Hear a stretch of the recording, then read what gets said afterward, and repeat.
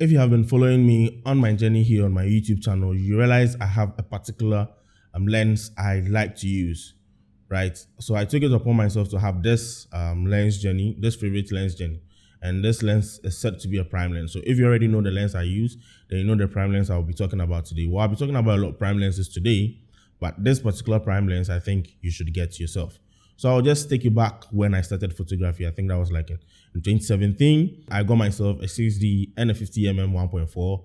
I really, for once, I really didn't know how to use the 50mm lens.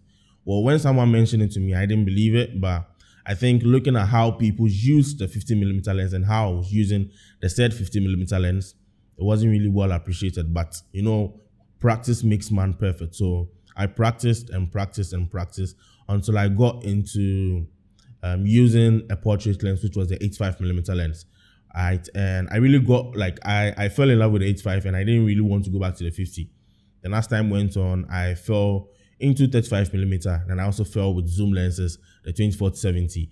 And so far, I feel like, hey, I've seen people do very well with the initial prime lens I mentioned, and I was like, let me just come back, go on this journey, and see how best, with the knowledge I have now, with all the information, with all the experience I have now, let's see how best I can make use of this particular prime lens. So in today's video, I'll be talking about why you need a prime lens, what a prime lens is, why such lenses are called prime lenses, and what you can use a prime lens for. And yeah, basically that should be it. So before I get into today's video, don't forget to subscribe to the channel as usual. If you're new here, thank you for watching this video. Make sure to subscribe before you leave. Leave a like to this set video. Don't forget to turn on the bell notification icon to get notified all the time when I drop a new video.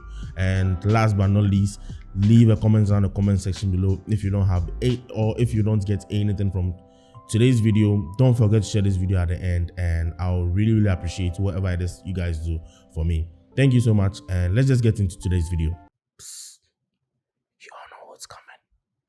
This video is sponsored by GoPixelar. Are you a photographer or filmmaker looking out for good photography deals when it comes to photography digital cameras, lenses, drones, lighting stands, continuous LED lights, strobe flashes, or pro audio sounds?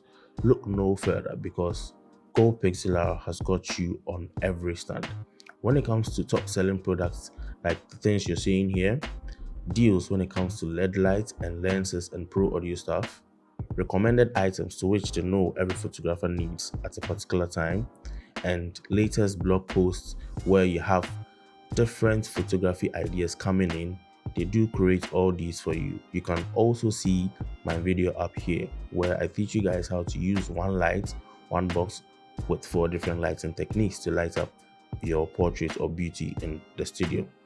Their goal is having the item you need at the right time at a decent price, and to support you and provide you with the best solutions for your specific professional or personal needs.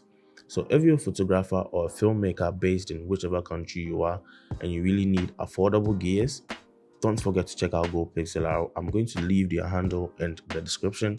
Do check them out for affordable prices when it comes to gear acquisition.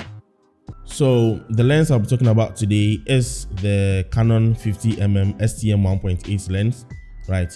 I love this lens so much. I have grown to love it, trust me. This lens cuts between the 35mm lens and the 85mm lens. Personally for me, nowhere in this video am I going to say this is what you should do. I'm literally telling you my experience with the said lenses I'm about to mention, and I'm starting with the 50 STM 1.8 lens. So like I mentioned before, I had the 1.4. I didn't really know how to use it, but growing in this photography business or growing in this photography industry, I've grown to love the Nifty 50 so much that I had an old one which I had been using for close to 2 years. I had to buy myself a new one, and I got this for a cool 800 Ghana cedis. Well, the prices have shot up, not our fault, but you still have to buy it if you really need it, and I'll tell you why you really need this. So I bought this from GoPixelar. So talking about the Nifty 50, like I mentioned, it cuts between the 35mm lens for me and the 85, just because I can use this for wide shots and I can also use this for close-up shots. The only downside to this is the compression rate isn't that much if I'm looking for flattering images, right? If I want my subject features to flatten, the 50mm lens doesn't really help with that. The compression rate isn't as good as compared to that of the 85, but comparing it to the 35, I think the 50 stands out. If you're looking at less distortion, the 50mm stands out. That's where it cuts the 35. So using this as a wide lens, if I take a step back and I take a very wide picture with the 50mm, I don't think I get enough distortions at the end or the edges of the frame compared to that of the 35 or the 24mm prime lens, right? The only downside to using a 50 as a wide is if you don't have enough space in the set environment you're shooting. So if it's an outdoor and you're taking a step back, that's cool. It works well. If you are someone who's into event photography and maybe you find yourself in a small confined area, I think getting yourself a wider lens should be best for you. But with this, you would have to make sure you have like an available space to use the nifty 50. So what are prime lenses? Well, prime lenses are lenses that don't have zoom functions. So I can't zoom in.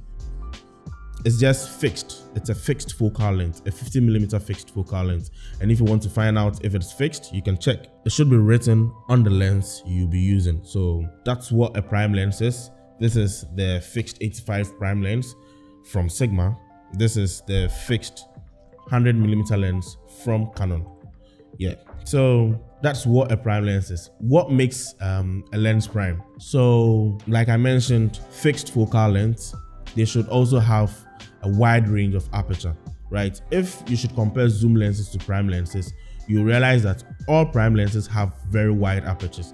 Wide apertures means low f-stops. Don't get yourself confused. So getting a wide aperture like a 1.2 lens, 1.8 lens, 2.0 lens, these are wide apertures. With zoom lenses so far, I think the highest aperture I can start with goes from 2.8. Correct me if I'm wrong. So 2.8, then it follows upwards, right? So if you don't have enough funds to get yourself like say the 50mm f1.2 lens, the SCM 1.8 lens should be your goal if you're going in for any lens that cuts between the 35 and the 85. So wide aperture, it means getting more light into your camera just to create that amazing image. Secondly, what makes a lens prime is the depth of field it gives, right?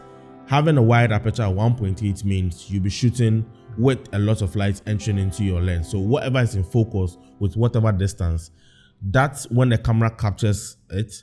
Any other light that comes into it then turns out to be blurry. That's what we call a blurry background. And for photography terms, that's what we know as depth of field. So DOF, getting yourself a nifty 50 at 1.8, great. The Sigma at 85 1.4 also gives great bokeh if that's what you're going in for, right? So there's a quote that goes like, with great aperture comes great bokeh. So greatest aperture is the 1.2, of course, but for me, I have the 1.4 Sigma at here, giving me a lot of light entering my lens, right? So I threw this question on my Instagram story, right? I was like, so you have a set focal length, right? It can be 85, can be 50, can be 24, can either be 100, any other focal length that is fixed, right? And you have variable apertures or f-stops that you are going to use to say capture an image with freezing in mind, with freezing an image in mind, with sharper images in mind. Which do you think should be the appropriate focal length to use to get sharper images? f2.8, f2.0, f1.8 or f1.2? I had a lot of people talking about f2.8.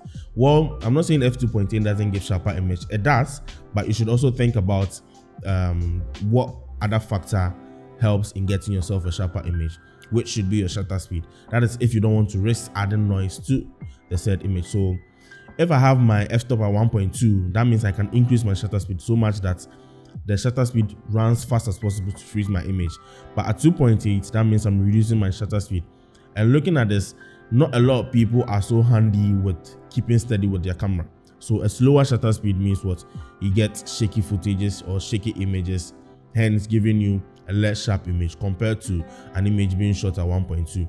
Don't mistaken depth of field as missing focus or not the image not being sharp.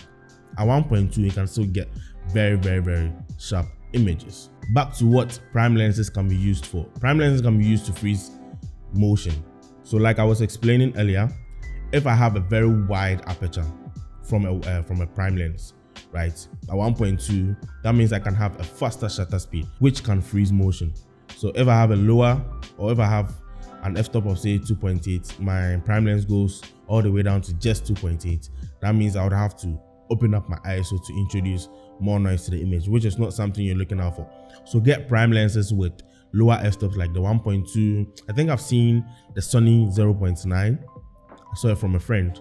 So 0.9, 1.2, 1.8, 2.0. These are great prime lenses. These are great focal lengths for prime lenses. I think you should look at buying for yourself. Also, we use prime lenses for portrait photography. Like I mentioned, the 50mm cuts between 35 and the 85 portrait lens, but this is not a portrait lens. That should be a nifty, what they call nifty 50. Just show it in your bag. Make sure that when you're cut between, or when you're torn between not having a wide lens and a portrait lens, this should help you achieve any of that. But for the appropriate portrait lenses, I think the Sigma Art or the 85mm focal length, of course, should be your goal. You can get yourself the cheaper versions like the Canon 1.8, but if you have the funds, I think you should go in for the said Sigma. I've been using this for close to 3 years and it still works very well for me, right? Sigma didn't sponsor this video, I'm just making a reference. But with the 85 focal length, you're also looking at a very good compression rate, making sure your images look very flattering, right? It flattens the features on your subject and it makes the image look flattering. You don't have that kind of distortion coming in from that of the 50 or the wide lenses. Moving on to another portrait lens, which should be the 100mm f2.8 lens. I got this I think last year, right? With this, it really works well when it comes to background compression. Using this for very wide shots, you have very flattering images because you don't have that warp feel from your images where you see an end of someone's face distorting or the other face distorting or whatever, or the background distorting.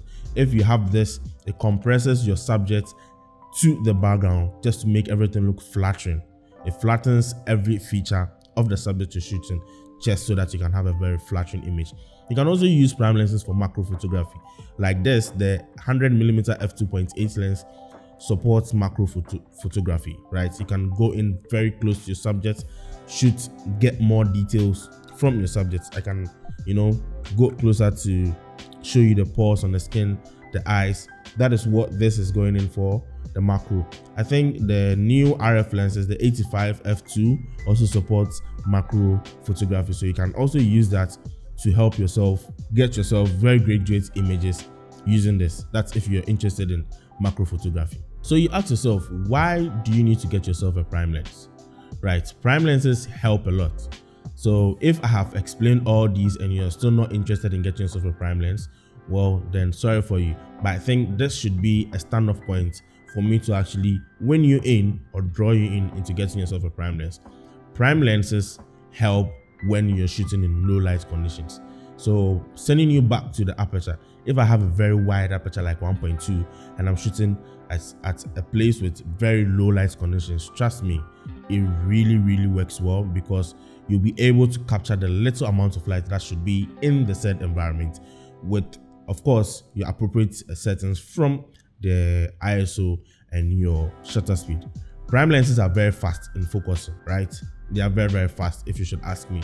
Compared to that of zoom lenses, prime lenses should really work well for you if you're into, say, event photography, if you're into, say, sports photography, if you're into, say, portraits, beauty, any other field you find yourself in. Prime lenses should help you when you're looking at a faster working space. All right, so thank you for watching today's video. But before I leave, I want to tell you this. So far, I said I'll mention, so far my favorite lens, I used to love the 20-47, which was the zoom lens. Then I think my favoritism switched to the 35mm lens when I got interested in using it a lot. But then again, I have fallen in love with the nifty 50. I've gone back to my roots, right? So I would advise you get yourself a 50mm lens. put it in your bag. Even if you won't use, just buy one, put it in your bag. You never know when this will come in handy. Right, so don't forget to get this in your camera bag. Thank you so much for watching today's video. If you haven't subscribed, like I said, don't forget to subscribe. I have a video also using this set prime lens, of course. Like, I don't know, I keep on picking up the set prime lens. I have a video using the set prime lens. I think I'm going to link it up here. Is it here? Should be here. I'll link it up here, or I'll leave it down in the description box. Also, I have my presets up for sale. If you're interested in purchasing this thejoeydutch presets, I'll leave a link down in the description box. Go check out shikakope.com, where it has all my presets being sold. I'm also going to leave a PDF I got from the blog on shikakope.com talking about prime lenses and why I think you should get yourself a prime lens. I hope I've been able to convince you on purchasing yourself a prime lens, and to be exact, the Nifty 50. Yeah, the Nifty 50. So get yourself one. Don't hesitate if you have the funds to get yourself any of the prime lenses I've mentioned. If you have enough funds and you want to upgrade your prime lens bag, you should look at getting yourself the 85 or the 100. And oh, before I leave, I think I just remembered what I wanted to tell you. Prime lenses, people purchase prime lenses according to the kind of jobs they are into. I have the 100 because I like to shoot food, I like to shoot beauty. I have the 50 because I like to shoot swimwear. I have the 85 because I also shoot weddings and portraits. I need to get myself the 35 because I assist more on wedding pictures or wedding photography. So there is no right way to use the lens, or there's no wrong way to use the lens, or there's no right reason why you should get yourself a particular lens, or there's no wrong reason why you should get yourself a particular lens.